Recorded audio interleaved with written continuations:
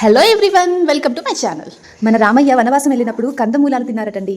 అంటే ఏంటో చూద్దామా? కందగడ్డ, ఉర్లగడ్డ, ఆలువారగడ్డ ఇలాంటివి అనమాట. సో ఈ ఆలువారగడ్డని మీరు ఎప్పుడైనా తిన్నారా? జనరల్గా ఇది ఉడకబెట్టుకొని తినేయచ్చు. లేదు చెన్నై సైడ్ అయితే సన్నగా తరిగి చిప్స్లా చేస్తారు, కొంతమంది కర్రీ కూడా చేస్తారు. ఇప్పుడు మేము చేయబోతున్నాం ఒక రకమైన స్వీట్ దోశ. చక్కగా పైన ఉన్నటువంటి చెక్కును మొత్తం క్లియర్ చేసేసుకొని దాంతో మంచిగా తురిమేసుకొని మళ్ళీ దీన్ని మిక్సీకి పడతాం. కొంచెం ఒక పిడికెడు బియ్యాన్ని ఒక అరగంట సేపు నానబెట్టుకొని పక్కన ఉంచుకోవాలి.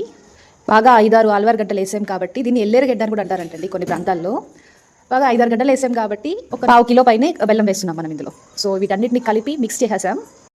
మిక్సీలో మంచిగా పిండి బాగా పట్టేసేస్తే పిండి, గోధుమ పిండి ఎలా కలుపుకుంటామో అలా పిండి తయారైపోయింది గైస్. ఇక పాన్ పెట్టేసుకొని దోశ పోసేసుకుందాం. పాన్ స్టార్టింగ్లో మంచి హీట్గా పెట్టుకున్నామంటే బాగుంటుంది. ఒకసారి వన్స్ పాన్ మొత్తం హీట్ అయిపోయాక ఇంకా మీడియం ఫ్లేమ్లో పెట్టుకొని దోశ కాల్చుకుందాం. ఇది కుక్ అవ్వడానికి చాలా మెల్లిగా ఉంటుంది ప్రాసెస్. తొందరపడి దోశల్లాగా ఫాస్ట్గా తీస్తే బాగోదు. కుక్ అవ్వాలి, కొంచెం మందంగా పోస్తాం కాబట్టి సిమ్లో పెట్టుకొని మూత పెట్టుకొని తీస్తూ మెల్లిమెల్లిగా కాల్చుకుంటూ ఉండాలి. అప్పుడే టేస్టీగా ఉంటుంది. ఒకవేళ నా అలాంటి వాళ్ళకి ఉంటుంది కదండి, డింగ్ అని హైలో పెట్టేయడం. ఇలాంటి హైలో పెట్టేసి మర్చిపోయినా చూడండి ఫలితం ఇలా ఉంటుంది.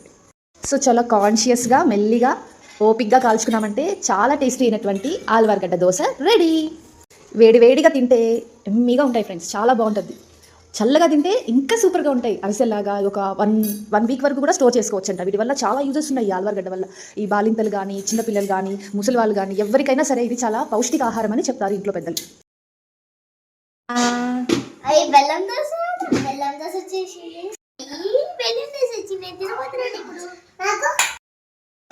టేస్ట్ మాత్రం చాలా అద్భుతంగా వచ్చింది ఫ్రెండ్స్. ఎంతో నచ్చింది పిల్లలకి, బాగా ఎంజాయ్ చేస్తారు, నసలేకుండా బాగా తిన్నారు. మామూలుగానే రూపాయి చేయమంటే 2 రూపాయలు చేస్తారు అక్కడ మా పిల్లలు. సో ఇంకా చూడండి వాళ్ళ హుషారు ఎలా ఉందో. దాని ఎలా ఉంది? ఎలా ఉంది మా? నచ్చిందా? దేవాన్షికి, నేహాకి బాగా నచ్చింది, కంప్లీట్ చేశారు. బట్ మా వాడు మాత్రం అది ఏది పెట్టినా కానీ నష్ట పెడతానే తింటాడు కాబట్టి ఫైనల్గా వాడు పప్పులు పడేసుకొని తిన్నాడు. ఈ అద్భుతమైన కాంబో కనుక్కున్న మా ధన్విన్కి హ్యాట్స్ ఆఫ్. ఎలాగోలా తినడం మాకు కావాలి. సో మీకు కూడా ఈ రకమైన వంట అలవాటు ఉందా? తినున్నారా? లేకపోతే ట్రై చేసేయండి. చాలా ఎమ్మీ ఫుడ్, పిల్లలకి బాగా నచ్చుతుంది.